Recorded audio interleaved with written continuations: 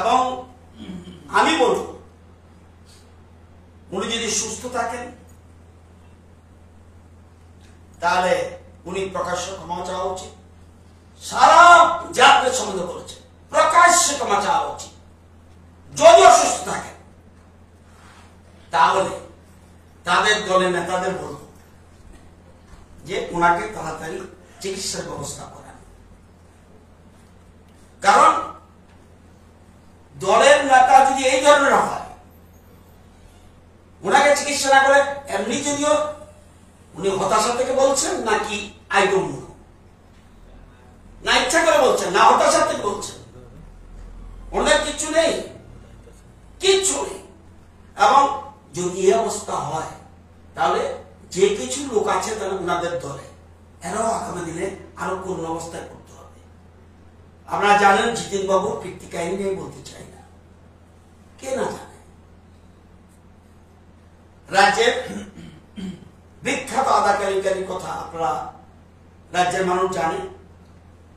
উনি জম্পুহিলে গিয়ে কমলা উৎসবে ওনার কীর্তি কাহিনী তখন সকলের মুখোমুখি ছিল। উমাকান্ত স্কুলে ওনাদের এক সম্মেলনে তিনি পুরো রাত কাদের সাথে নেচেছিলেন, এ নিয়ে বিধানসভা উঠেছিল। তখনকার দিনের বিখ্যাত গানের কলি কি, তোমার দেখা নাই রে তোমার দেখা নাই। কাদের নিয়ে উনি নেচেছিলেন আমি কোন অপশব্দ ইউজ করব না। কাকে নেচেছিলেন? প্রয়াত শিক্ষামন্ত্রী অনিল সরকার ওনার জন্য একটা ফাইল ওপেন করেছিলেন, উনি আজকে নেই। ওই ফাইলে ওনার সব কীর্তি কাহিনী লিপিবদ্ধ ছিল এবং মনে যথাস্থানে উনি প্লেসও করেছেন। 2023 সালে উনি কমেন্ট করেছিলেন ব্রাহ্মণরা আগে গোমাংস খেতেন।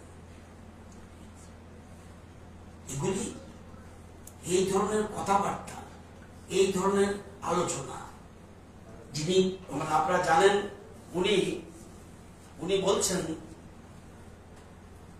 একটা বলছেন লম্বা যত আহমদ তত, আর একটা বলছেন বিজেপি বাটপার। গত 7 বছরে ত্রিপুরা রাজ্যে যে ডেভেলপমেন্ট হয়েছে, সৎসাহস থাকলে প্রকাশ্যে আলোচনা আসুক। 7 বছরে যে ডেভেলপমেন্ট এ রাজ্যে বিজেপি নেতৃত্বাধীন সরকার করেছে, বিপ্লব দেব এবং বর্তমানে মুখ্যমন্ত্রী মানিক শাহ, চিন্তা করতে পারবে কেউ? সে সামাজিক ক্ষেত্র, অর্থনৈতিক ক্ষেত্র, পরিকাঠামো ক্ষেত্র, যে কোনো ক্ষেত্রে তৎকালীন সরকারের যে পিরিয়ড ছিল, যতদিন পেয়েছিল, আর 7 বছরে যে ডেভেলপমেন্ট করেছে, আমি 55 বছর রাজনীতি জীবনে দেখিনি। উনি বলছেন বিজেপি বাটপার, বলতে পারে এরকম? উনি বলছে আসামে একজন বাটপার আছে, তিনি আগে স্বাস্থ্যমন্ত্রী ছিলেন, এখন মুখ্যমন্ত্রী। শ্রদ্ধেয় মুখ্যমন্ত্রী হেমন্ত বিশ্ব শর্মা বুঝাতে চেয়েছেন। উনি জানেন সারা দেশের মধ্যে যে কয়েকজন দক্ষ মুখ্যমন্ত্রীর মধ্যে হেমন্ত বিশ্ব শর্মা একজন। এবং আসামের ডেভেলপমেন্ট কি করেছে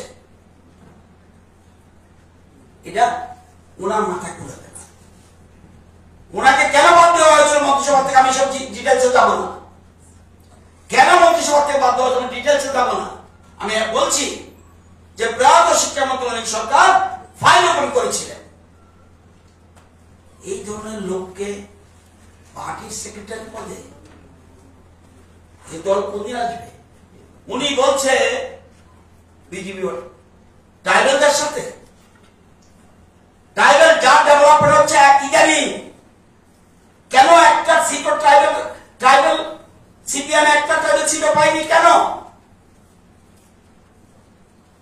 এত বছর ধরে 35 বছর ক্ষমতা ছিল, জনজাতিদের যেভাবে হয়রানি করছে, উনি তীব্র কথা বলছে বাটপার, ওটা ওদের দলের ব্যাপার। তোমায় আমি এলাই পার্টি বলে বলছি,